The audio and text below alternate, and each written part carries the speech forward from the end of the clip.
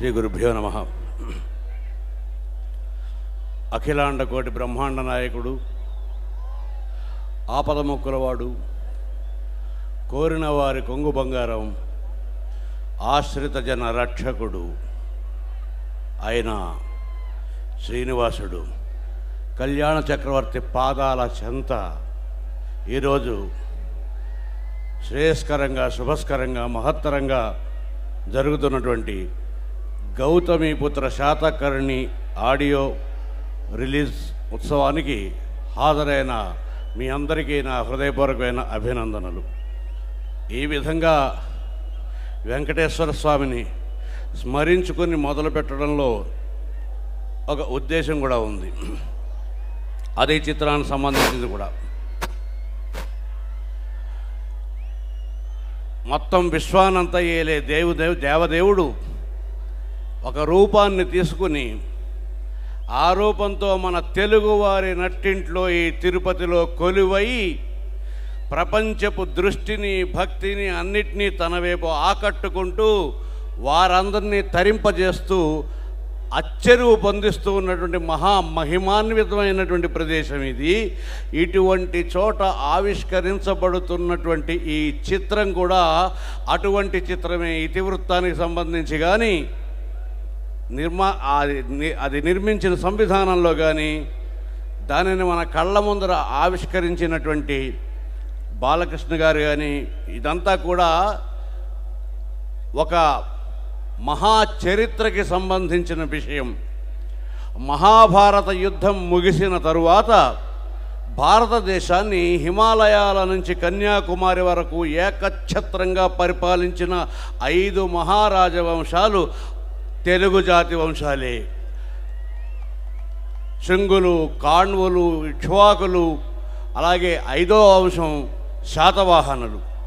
ఈ శాతవాహనులు తెలుగు జాతి ద్వారా భారతీయ సంస్కృతిని ప్రపంచం అంతటికీ చాటి, ప్రపంచం అందరి కళ్ళు మన వైపు తిప్పి మనం గర్వించేలా చేసినటువంటి తెలుగు సినిమా, తెలుగు చరిత్ర ఈ శాతవాహనుల 400 సంవత్సరాల పరిపాలనలో మహాద్భుతమైనటువంటి చక్రవర్తి 25వ శాతకర్ణి గౌతమీపుత్ర శాతకర్ణి.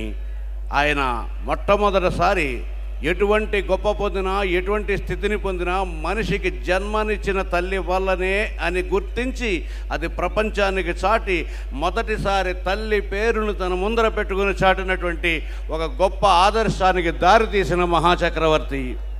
అంతేకాదు, తాను జయించిన దిగ్విజయాలు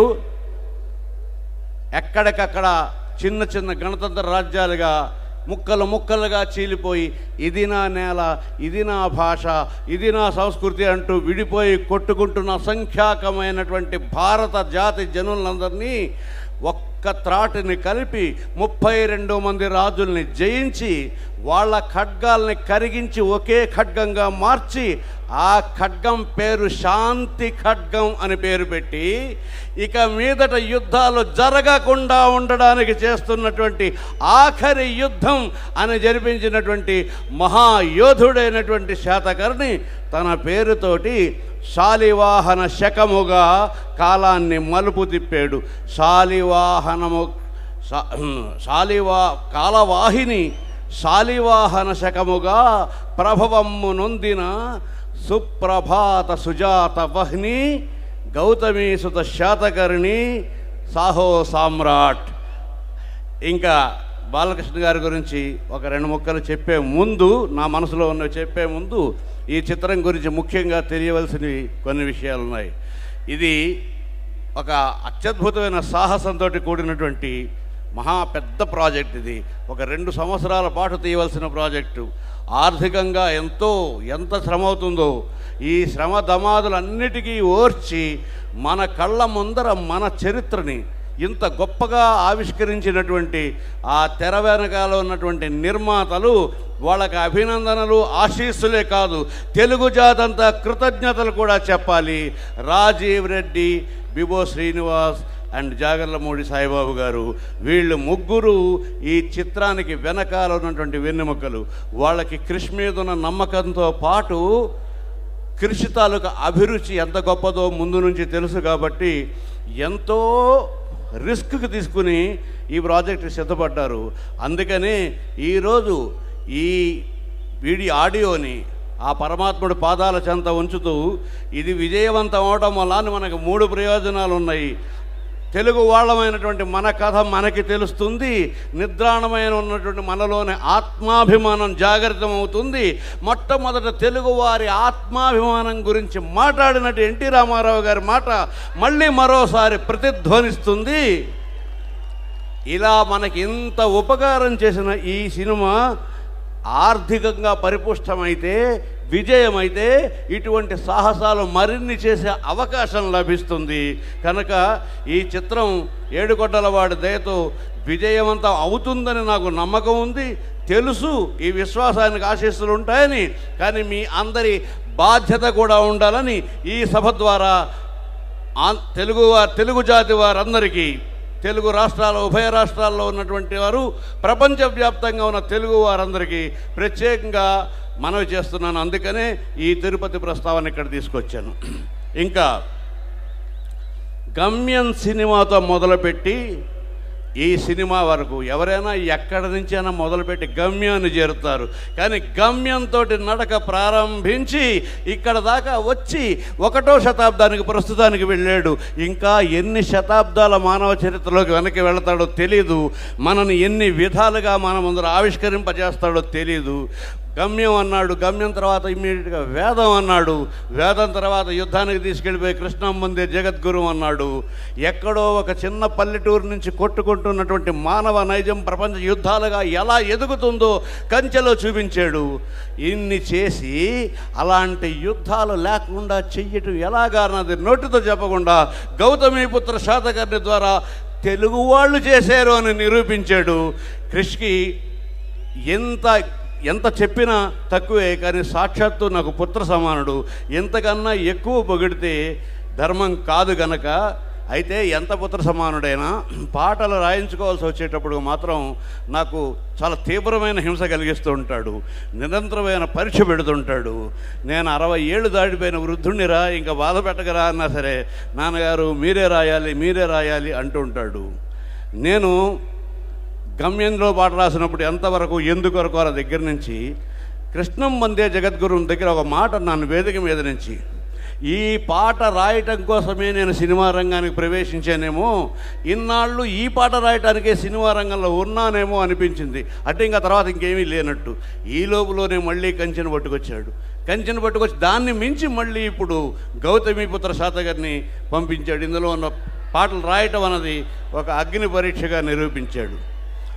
తర్వాత ఈ చిత్రానికి భావస్ఫోరకమైనటువంటి ఆ పాటలకి ఆ రసాన్ని కలిగించే విధంగా సంగీతం చేసిన చిరంతన్ భట్ని మరింత ఆదరంగా మనం హక్కును పొందుకుంటున్నాం.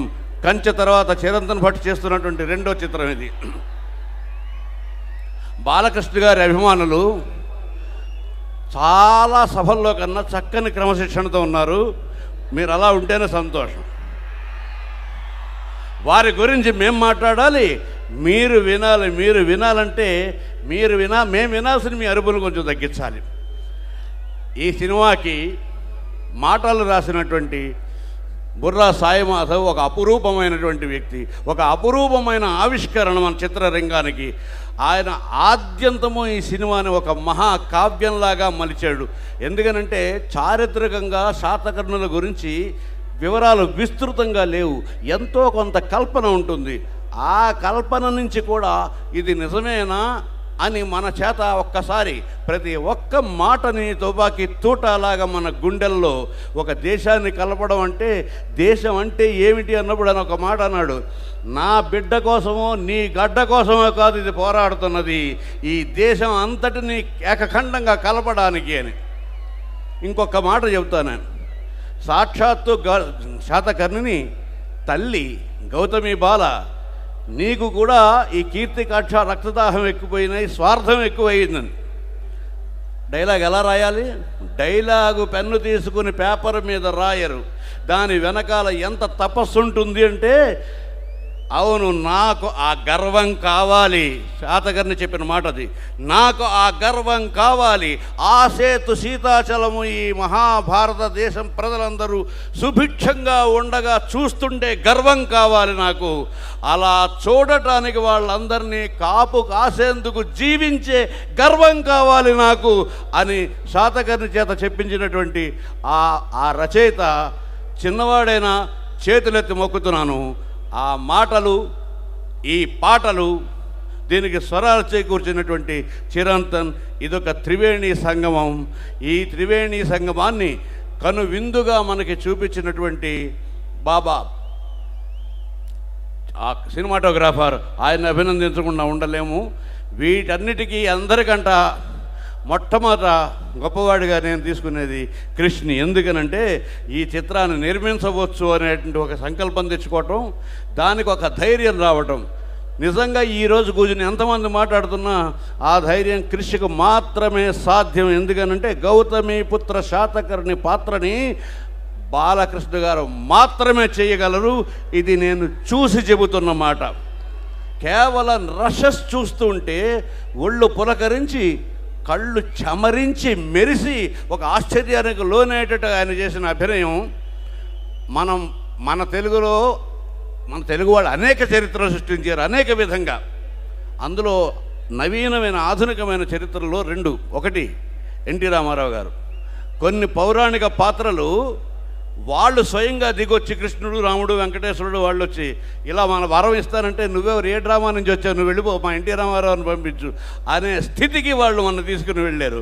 అదేవిధంగా నిజంగా పొరపాటున ఎప్పుడైనా గౌతమీపుత్ర శాతకర్ణి మన దగ్గరికి వస్తే, ఏమిటి ఇలా కురసగా ఇలా అమాయకంగా ఉన్నాడు, నువ్వు కాదు వెళ్ళు, ఆ కళ్ళేవి, ఆ మీసాలేవి, ఆ బిడ్డని యుద్ధరంగంలోకి తీసుకెళ్ళి కన్న శిశువుని యజ్ఞ పశువుగా యూపస్తంభమునకు కట్టినటువంటి ఋత్విజుడు, విశ్వజిత్యాగ ఋత్విజుడైనటువంటి శాతకర్ణి కన్న బిడ్డను తీసుకొచ్చి వాడితో కథలు చెబుతూ, రాజులు కత్తులు పట్టుకోవాలి, తప్పులు పట్టుకోవాలి, కప్పలు చేపలు పట్టుకోకూడదు అని చెప్పించినటువంటి గౌరవనీయ ముఖ్యమంత్రి శ్రీ నారా చంద్రబాబు నాయుడు గారికి ఇదే మా సాదర స్వాగతం, సుస్వాగతం. గౌతమీపుత్ర శాతకర్ణి ఆడియో మహోత్సవానికి విచ్చేసిన వారికి శుభస్వాగతం పలుకుతున్నాము. అలాగే యూనియన్ మినిస్టర్ శ్రీ వెంకయ్య నాయుడు గారికి ఇదే మా సాదర స్వాగతం, సుస్వాగతం. వి రిక్వెస్ట్ శాస్త్రి గారు టు ప్లీజ్ కంటిన్యూ. ఈ ముగించే ముందు ఈ విరామం కూడా మన తెలుగు జాతి విశిష్టతను చాటే విరామమే అని మీకు చెప్తున్నాను. కారణం ఏంటంటే తెలుగు జాతి చరిత్రలో, ఇతిహాసంలో తనకంటూ ఒక అధ్యాయాన్ని సృష్టించుకున్నటువంటి వ్యక్తి గౌరవనీయులు నారా చంద్రబాబు నాయుడు గారు, రాష్ట్ర ముఖ్యమంత్రి.